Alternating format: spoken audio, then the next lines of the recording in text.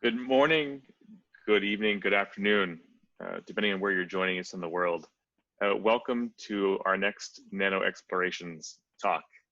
It's our opportunity to invigorate and inspire you with our students in the research that they're doing in this unique time of COVID. My name is Brian Anthony. I'll be your host for the day, which really means I'll introduce our speaker and then shepherd the questions to her at the very end. So it's my pleasure today to introduce not a PhD candidate, as was in the original email to you, but our freshly minted Dr. Peng, who did her work in electrical engineering and computer science.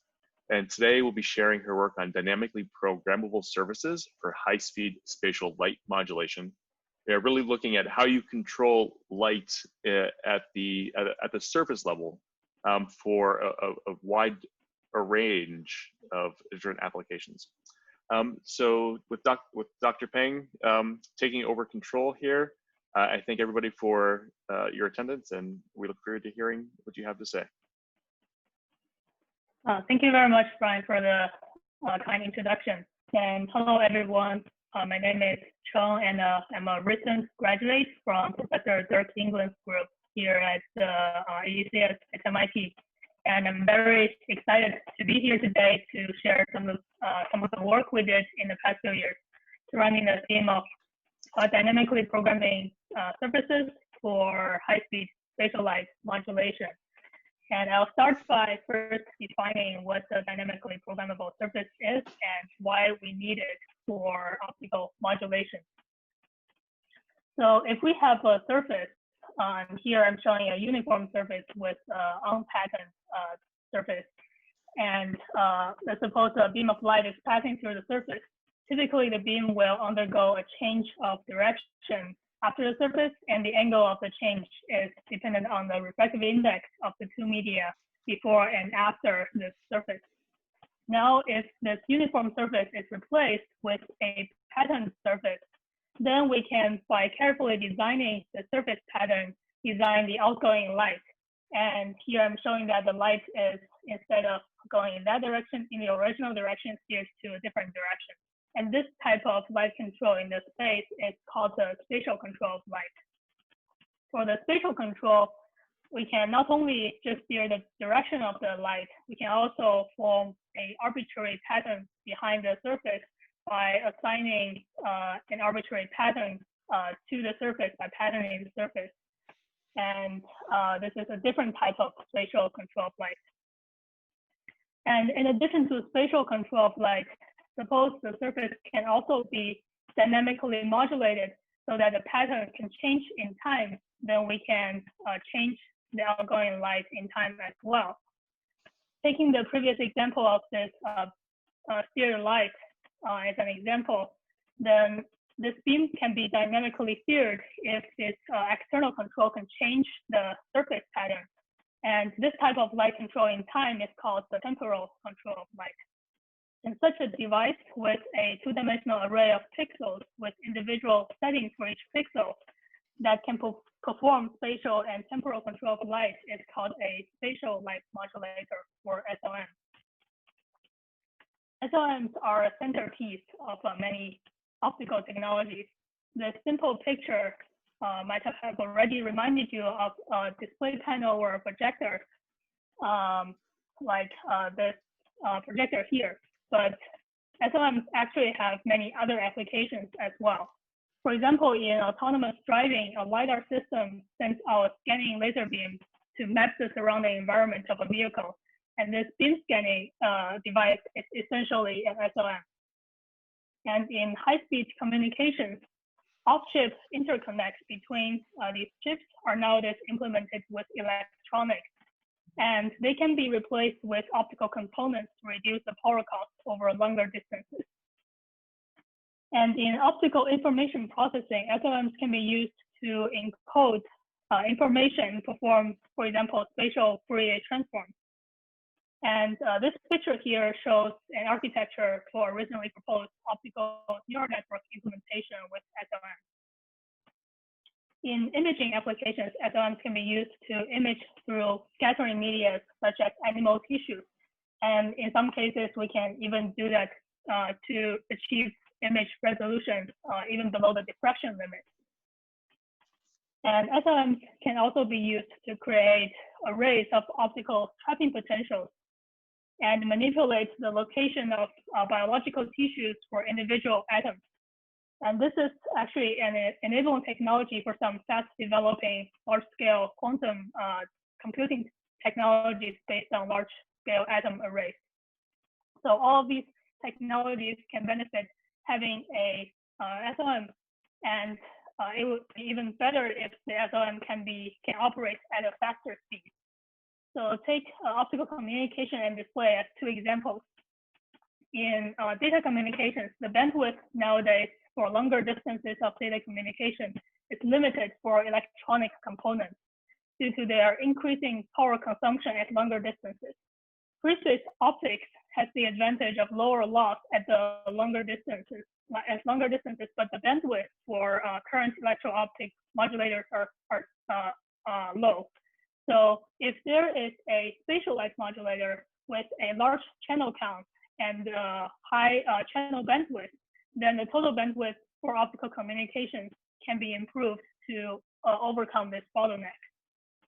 And even the display panels and projectors that are everywhere nowadays have issues due to slow modulation. In some devices, the RGB colors and grayscale levels are produced by duty cycle modulation schemes.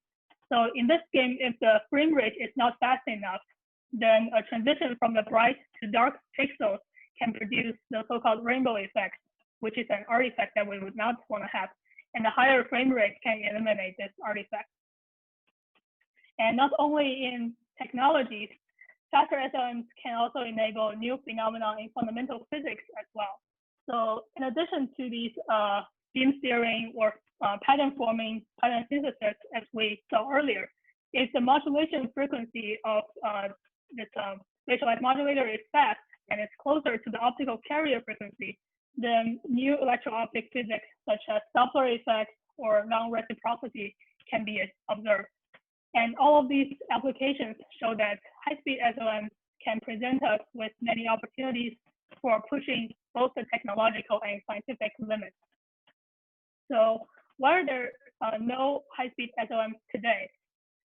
This is because the state-of-the-art commercial SLMs are based on two dominant platforms, the liquid crystal SLM and the digital micromirror devices based on MEMS. Both of these technologies are actually pretty mature, and they can produce SLMs with a large pixel count, small pixel size, and a small driving voltage, which is CMOS-compatible. However, their frame rate is limited to the kilohertz range. And this is because their modulation mechanism is intrinsically limited by the mechanical movement of, for example, the liquid crystal molecules or the MEMS mirrors. So therefore, to upgrade to megahertz or even gigahertz modulation regime, we need a different material platform, and as a result, also a different device architecture. Over the years, research groups have made progress in developing new SLM platforms. Two very promising ones are silicon photonics and MEMS. These two platforms are very promising, and they can already solve many technical challenges today. But because of the underlying mechanisms of the thermal optic effect and the mechanical movement, they are intrinsically in the microsecond regime. So the modulation speed is still limited to 100 kilohertz or so. And there are also other electro-optic effects that people have been doing research on recently, and they have shown actually faster effects. This includes, for example, quantum confined Stark effects in semiconductors, electrical gating effects in echelon near zero materials, electro-optic, linear electro-optic Pockels effects, and other emerging material electro-optic effects, for example, in 2D materials. So these effects are fast because the modulation mechanism is caused by, for example, band bending, charge carrier dynamics, or atomic displacement. And this fast timescale can give a modulation speed of more than gigahertz or so. But the downside of these electro-optic effects is that they are relatively weaker. So if we simply integrate these materials with the previous architecture, then it does not guarantee a working SLM. And until now, there's no satisfactory high-speed SLM design. So to address this challenge of high-speed SLM modulation, we propose a solution based on arrays of tunable optical microcavities. And the development consists of 3 different component steps: the architecture, the material, and the devices. So high-speed operation relies on intrinsically fast materials with low optical loss. And one promising category is electro-optic optical materials, including the well-known lithium niobate, for example. And in recent years, there have been a lot of developments in the synthesis and integration of these materials in a thin film form factor.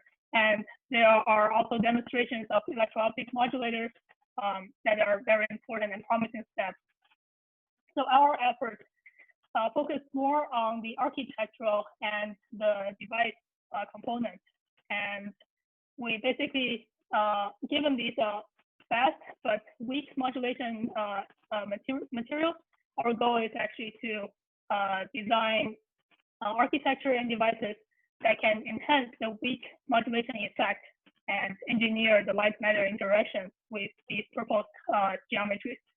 So in this talk, I would like to introduce the architecture and also outline a general design methodology that we have developed to design these modulator devices to satisfy different device requirements. So the architecture is based on tunable arrays of tunable optical microcavities. This SLM has a 2-dimensional array of pixels, and each pixel, shown as one pillar here, acts as a modulator that allows local phase and amplitude control of light.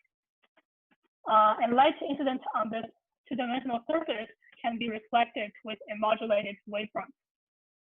This picture here shows one pixel with an example geometry consisting of a vertical optical cavity. This structure has 2 reflectors, shown as the DBR here, sandwiching an active material forming a equiparallel vertical cavity. And 2 side electrodes here, shown as ITO here, can apply an electrical voltage across this active material to change the active material's refractive index. And the microcavity has 2 purposes. First, it allows us to resonantly enhance the material's weak electro-optic effect. And second, this optical cavity allows us to engineer the phase and amplitude of the reflected light. So here, I assume that we are working with the linear electro-optic Pockels material. So Pockels effect is a second-order nonlinear effect, and where a change of the refractive index can be induced by applying an electric field across this Pockels material. This process happens at a very fast femtosecond timescale, and because these materials typically have a very wide band gap, so there's a very low optical loss. And the electric field induced index change as a result can happen independently for the phase and amplitude. This is very important for independent phase and amplitude control of light. But the downside is that this linear Pockels material is typically very weak. That's why we would like to enhance it with optical cavities. So let's talk in more detail about why microcavities can be used to engineer the reflected light.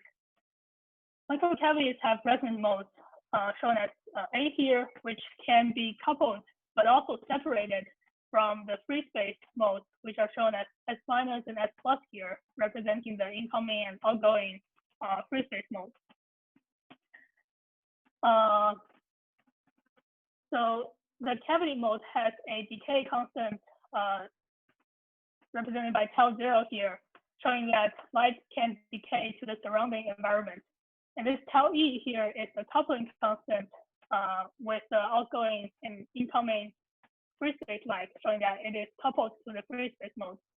And by the relative amplitude of these two coupling constants actually dictates the cavity's coupling regime with the outgoing and incoming free space mode. And these different regimes can be represented in this complex plane, showing the complex reflectivity of this cavity.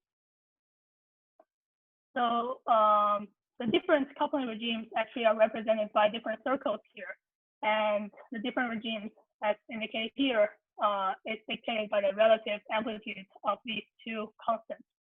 If we plot this circle, if we plot the amplitude and phase of this circle, then we can see that these three different regimes represent very different qualitative features for the amplitude and phase.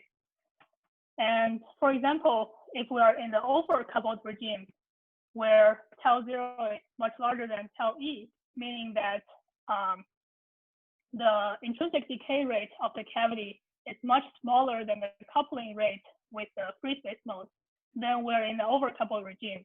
And in this regime, the amplitude is pretty flat, while the phase can change from -pi to pi, spanning a 2pi variation here.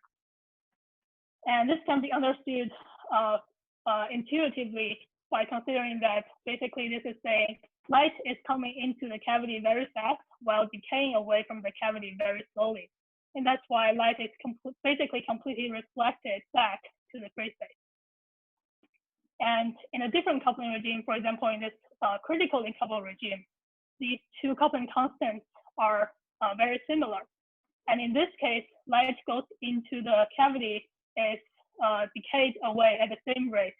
And that's why the light is basically not reflected back, but actually decayed away to the environment.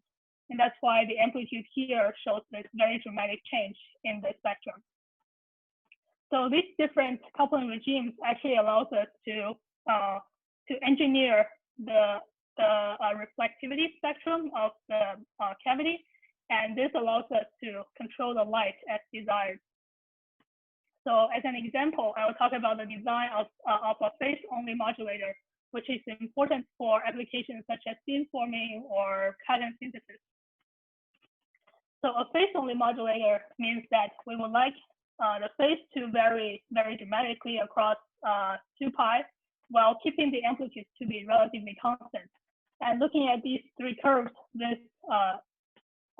is basically this blue curve here, where the phase changes a lot while the amplitude stays pretty much constant. So this corresponds to the overcoupled regime of the microcavity. So we have developed a mathematical formalism that helps us determine the parameters for the microcavity that would help us design the geometry. So below, I will basically very quickly summarize how it works. So basically, a coupled mode theory would allow us to write down the total quality factor of the cavity, which includes the environmental intrinsic decay and also the coupling to the free space mode, as a function of the intrinsic quality factor, which is only the decaying into the environment.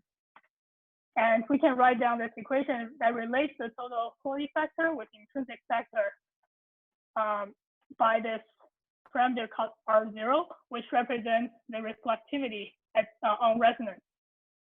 So if we're designing a phase-only modulator, then we would want this R0 to be as close to 1 as possible.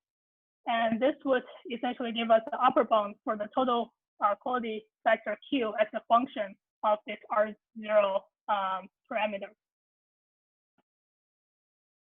And on the other hand, so this microcavity not only allows us to design, engineer the light control, but also allows us to enhance the weak electro-optic effect. So this voltage here actually allows us to tweak or tune the resonant frequency of the microcavity. And this can be understood with, for example, this mathematical formalism using perturbation theory. So as we apply a voltage to the active material, its refractive index is changed by the applied voltage, represented by the delta epsilon here. Then the resonance frequency of the micro cavity is also changed according to this formula here. And this is shown using these three different colored curves here. So if we park our laser here at a certain frequency detuning, then by applying a different voltage, then this essentially gives us amplitude and phase change. So the key to this design is that we are limited by how much refractive index change of this active material that can produce, which means that the delta N we get has a maximum. So using this, after some derivation from this equation, we can write the total quality factor of this optical cavity. Again, as the function of the intrinsic cavity, but also related to the delta N of this active material. And the fact that we can only get certain delta N would then means that we have a lower bound for the total quality factor of the optical cavity. So basically, these two slides summarizes into upper bound on the total quality factor of the cavity, and also a lower bound as well. And these two upper and lower bounds basically gives us a guidance on how to choose the optical cavity parameter to achieve the desirable coupling regime. So I will illustrate it with this space-only modulator example. So if we want to dictate that we want R0 to be larger than 0.9 and V pi, which is the voltage that is required to achieve a pi phase shift, to be less than some small voltage value here, 2 volts, then we can start by first choosing a cavity, vertical cavity geometry. Here we are choosing this particular one with a Gaussian shaped defect on top of this active material here to provide the lateral optical confinement. And we chose this particular geometry because it has a pretty high intrinsic Q. And after that, we can use FDTD to simulate the intrinsic quality factor of this geometry and write down the upper bound and lower bound using these two equations. And these two categories of curves basically represent the upper bound and lower bound. The solid lines correspond to upper bound for a few different R0 parameters, and the dashed ones represent the lower bound corresponding to a few different delta N. And delta N here we translate it into V pi using a particular material's electro-optic coefficient. So having plotted the upper bound and lower bound, we are basically choosing these two parameters that correspond to this curve here and another curve that corresponds to 2 volts. And after plotting those two as the upper bound and lower bound, then we're basically limiting ourselves to this region that is between these two curves. So the final step is to simulate different parameters for this particular geometry and see which parameter would give us a design that falls into this area here. So here we're choosing this particular design that corresponds to a cavity width of 600 nanometer, and this green curve corresponds to a top DBR reflector with 7 pairs of DBR in the reflector. And this optimized geometry then gives us the modulation characteristics of this optimized design. Here, this figure shows the amplitude and phase modulation characteristics as a function of the change in the refractive index of the active material and also the corresponding effective voltage by taking into account a particular electro-optic coefficient corresponding to a certain material. So as a result, we can see that we can achieve a phase shift of pi within a change of index of less than 0.005 that corresponds to a voltage of less than 2 pi, while keeping the amplitude to be relatively constant. So this achieves our purpose of designing a phase-only modulator. And the V pi here is very small, and it's compatible with the standard CMOS process. So having designed this optimized modulator, then we can arrange these modulators into a 2-dimensional array, and by assigning each individual pixels into a particular phase relation, then we can reflect the incoming light with a modulated wavefront and display the outgoing light with an arbitrary pattern. And this achieves the spatial and temporal control of light as we desire. As two applications, I will talk about two examples. The first one is we can achieve dynamical beam steering with this microcavity design. So here, by setting the phase shifters to impart a phase change that varies linearly with the spatial coordinate, then we can continuously steer the beam of light to different angles, which is dependent on the phase gradient shown here. And the second example is a dynamically tunable, zoomable lens with a changeable focal distance. So here, by assigning a phase relation that corresponds to this hyperbolic relation, then we can achieve this converging lens effect. And by changing this phase relation dynamically in time, then we can dynamically tune the focal distance of this converging lens. So we talked about the designing of phase-only modulators as an example, which are useful for beam shaping, for example. Here I want to provide another example to illustrate how this same, exactly the same methodology can also be used to design an amplitude modulator, which can be useful for example, optical communication. So let's go back to the couple mode picture here. If we want to design a amplitude modulator, it is ideal to work in this red curve regime, which corresponds to the critically coupled regime. And again, this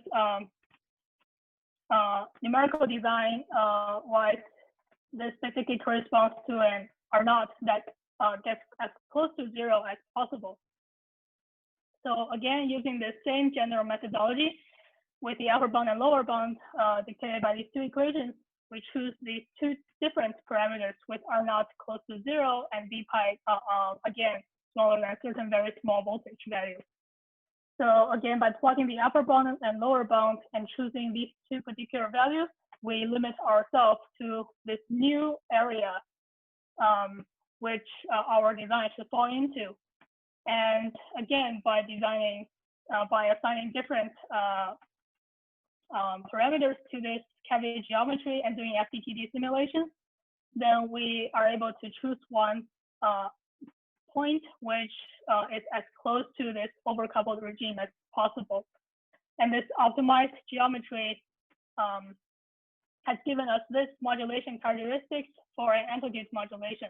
And here, as we can see that with a changing refractive index, which is very small, less than 0.1, which corresponds to a voltage of less than 1 volt, we can already sweep the resonant frequency of this cavity to many line widths of this cavity, and which means that we can achieve a very high contrast ratio amplitude modulator. So having established this concept behind the microcavity architecture for high-speed SLM, I would like to discuss an outlook for how these modulators can be integrated with a CMOS backplane. So one challenge with arranging the modulators in large-scale 2D arrays is the difficulty in wiring the individual electronic control to each of them. And this is because as the number of these modulators get large, then it is very challenging to route the electrodes in plane, which very fast becomes very inscalable. And a backplane fabricated by the standard CMOS process is able to tackle this problem. The picture here shows a CMOS, a cross section of a CMOS backplane, where the bottom shows the high-speed logic gate, and the upper part here shows the back end of line metal layers. So we can envision an architecture where these dielectric layers can be bounded or deposited onto the CMOS backplane, and then we do post-processing to fabricate them into the vertical microcavities. And this would allow us to access the high-speed logic here in a standard CMOS process, and then use them to drive the tunable microcavity array. And we have established a collaboration with Professor Ronald Han's group and Chris Snusky in our group is currently working in this direction to continue it. So to recap, I have talked about our proposal of a high-speed SLM architecture for spatial and temporal control of light based on arrays of tunable microcavities that are individually tunable with a driving circuit. And I have outlined a design methodology for designing this microcavity-based modulator with the desired space, amplitude, and voltage requirements. So with that, I would like to look back into the table of commercial SLM technology as showed at the beginning of the talk. So we have done some exploratory work along the direction of redesigning SLMs for high-speed materials. And with this, and also some other ongoing work in our group and also other groups, I believe in the near future, we'll see a large-scale 2D SLM with a gigahertz frame rate and also CMOS driving circuit and very large pixel count. In the end, I would like to thank my collaborators in our group, including Chris, Ryan, and my advisor, Dirk, and our collaborators, Ronan and Dr. Stefan Abel in IBM Zurich, and also our funding agencies, ARL and ADT Research, for providing the valuable resource for this project. Thank you very much for listening, and I'm happy to answer any questions. Very good. Thank you. I send the physical and the virtual clap. So thank you very much for your talk. Attendees, please do raise your hands or send me a chat. But let me kick it off with one question. You commented about the difficulty with wiring the electronics, if you will. I was wondering if you could comment a little bit about the large area scalability in terms of the uniformity of across individual elements across a large area.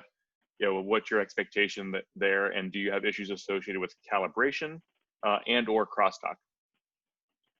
Right. Yeah. So basically, you mentioned two challenges here. One is the uniformity, and the other is the crosstalk. So definitely, if we are imagining a very large number of pixels, there is definitely an inevitable non-uniformity. And this is especially true for our case because the cavity basically enhances this non-uniformity as well, and it will show up more dramatically. But our solution here is that since these are actively tunable cavities, so we can compensate for this non-uniformity once we have this device by individually applying voltage to each of the pixels to compensate for this non-uniformity. And in terms of crosstalk, so one thing that I didn't mention in my talk here is that we actually designed the pixels to be micrometers apart, and since the optical mode is highly confined to several hundred nanometers, so there won't be as much crosstalk here. And as you can imagine, then the mode is very localized in each pixel, while the pixel is kind of large. And our way to basically enhance this fill factor or aperture ratio is to have, for example, things like a micro lens array on top to expand the aperture ratio for the fill factor. Very good. Thank you for that. So I have some questions here that have come in on the chat. Let me just go down the list to some of them. What is the modulation frequency that you expect? Is it going to be limited by RC capacitance delay or optical response of the material? Yeah, so the optical response is actually intrinsically very fast. Intrinsically, it's this modulation for this electro-optic material is based on the atomic displacement as a response to the applied electric field. So this modulation mechanism is intrinsically fast in the femtosecond regime. And there are actually groups in the material synthesis part. They have demonstrated the integration of this material with silicon photonics platforms, and they have demonstrated modulators that goes more than, I think, 100 gigahertz or so. And so that which shows that intrinsically the material is very fast. And in terms of RC limitation, we have done some electrical simulation to extract the parasitic capacitance of this device. And if I remember correctly, it's about femtofarads per device. And if we combine that with this, very roughly with the resistance of a CMOS process, I think it will give us a response speed. I think it's like on the order of 1 to 10 gigahertz or so. Very good. Thank you. So I think that I'll group the next two questions that are related to the light and so how light is interacting and maybe the amount of light. So let me ask two.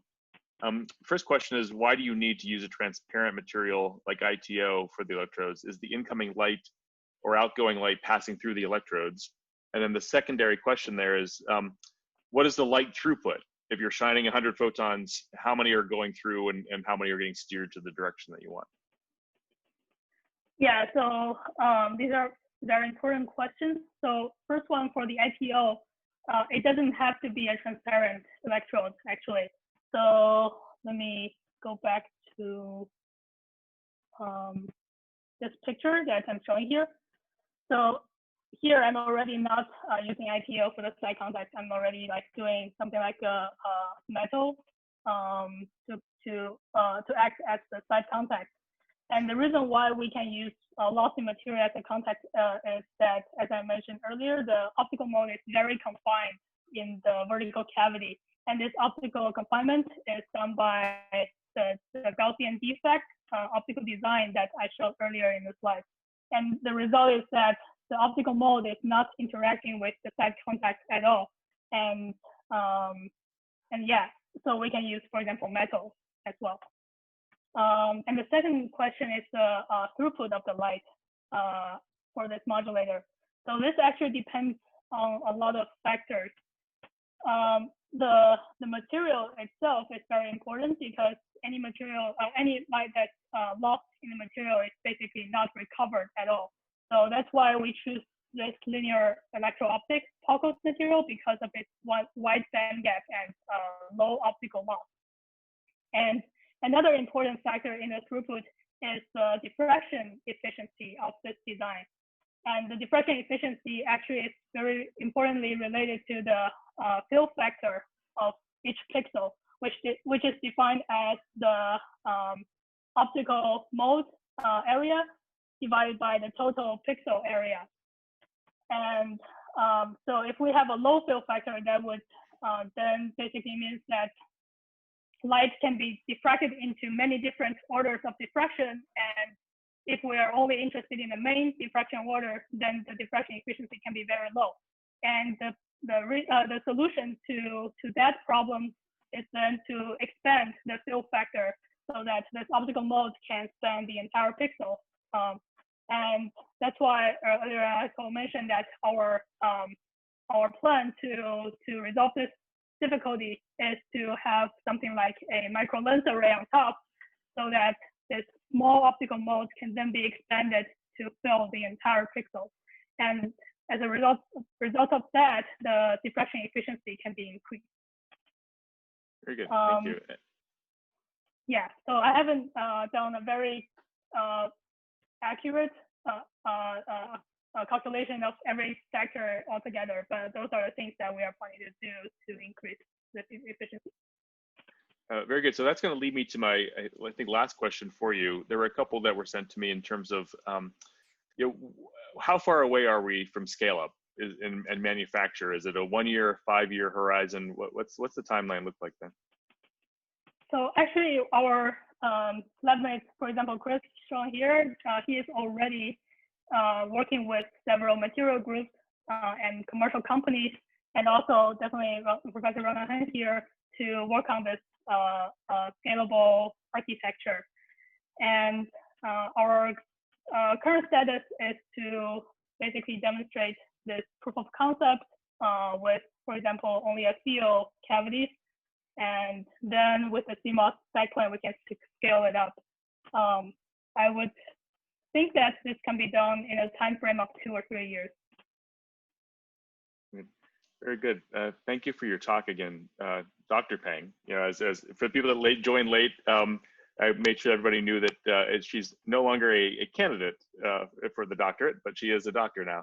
So again, thank you for your time and beautiful work. And I look forward to hearing great things about the work that you do now that you're gainfully employed as well. So participants, thank you. Thank you for your time. Thank you for your attention and engaging with the MIT community and hearing what our students and our postdocs are doing in this very unique time and globally. Join us next week, same time, same channel, on Tuesday, July 7th at 11 a.m. Our next student speaker will be Christopher Foy, speaking about solid state spin integrated circuits for quantum sensing and control. And with that, Cheng, thank you very much again for your time. Participants, thank you for joining. Thank you. Everybody have a safe long weekend. Stay safe and well, and see you next week. Thank you.